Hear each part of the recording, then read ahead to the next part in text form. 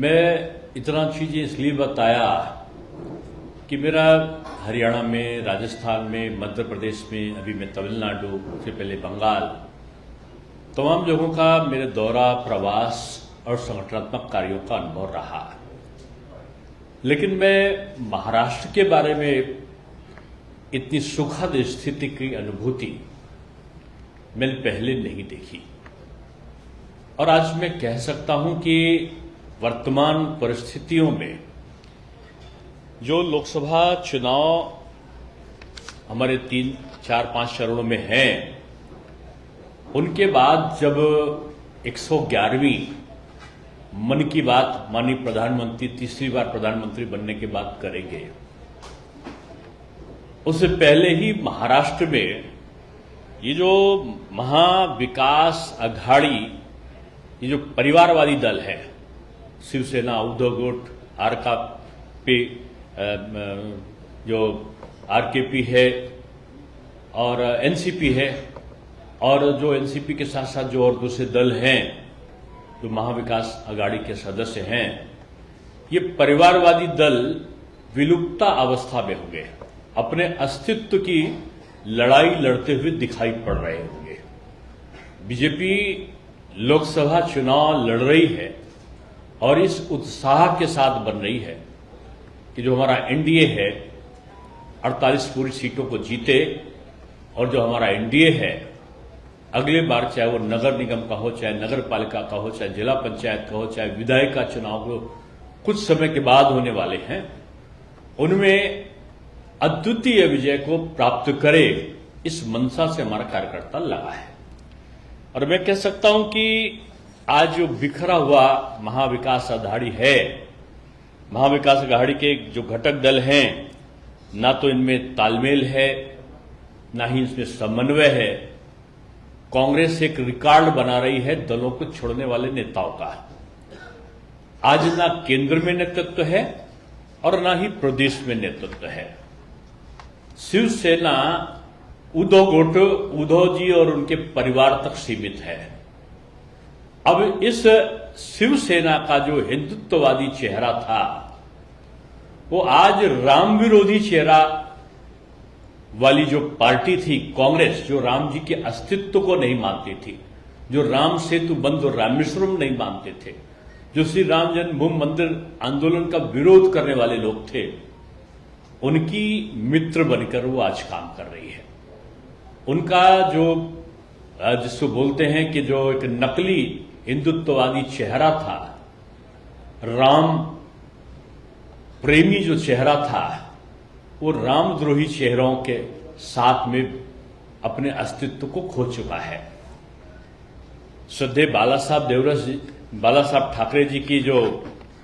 एक संकल्पना थी, जो एक उनका कार्य था, कांग्रेस के बारे में उनका मंतव्य था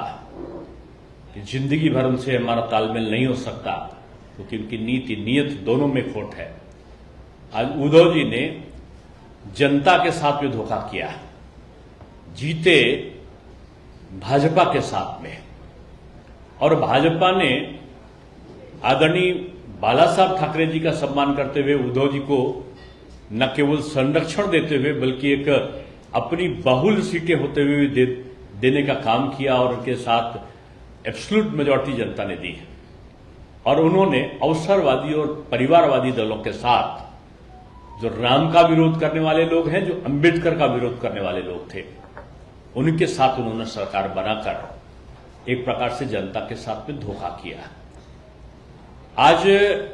प्रकाश अंबेडकर जी भी इनका साथ छोड़ रहे हैं। मुझको लगता है देर आए दुरुस्त आए, क्योंकि जहां अपनी ढपली, अपना अपना राग है, कि आज शायद मैं समझता हूं सबसे ज्यादा प्रसन्न पूज्य अंबेडकर जी की जो आत्मा है वो आज प्रसन्न होगी। यही कांग्रेस है जिसने अंबेडकर जी को संसद न पहुंच पावे, इसके लिए पूरी ताकत लगाकर 2 बार नेहरू जी वाली कांग्रेस ने इनको 2 बार अंबेडकर जी को, बाबा साहब भीमराव अंबेडकर को हराया था। और प्रकाश अंबेडकर जी ने आज शायद सही फैसला लिया है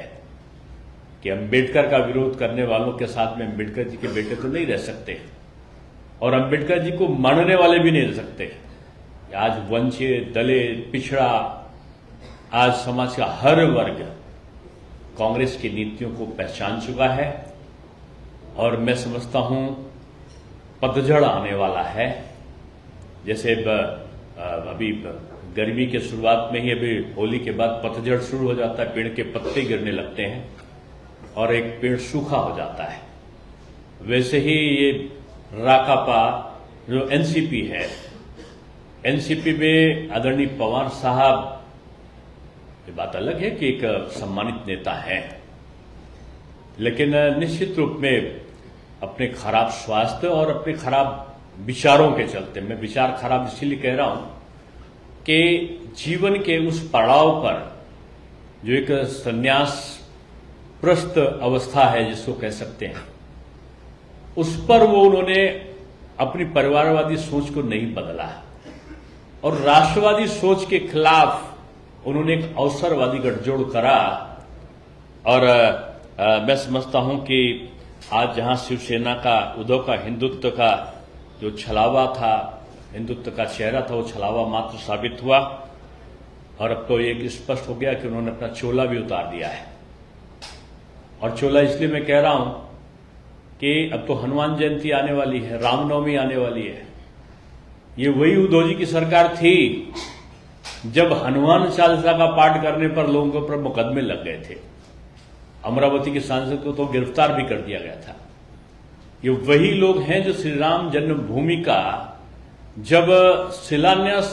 का कार्यक्रम अयोध्या में चल रहा था तो यहां उद्धव सरकार के लोग उत्सव मनाने के लिए उन लोगों को गिरफ्तार कर रहे थे।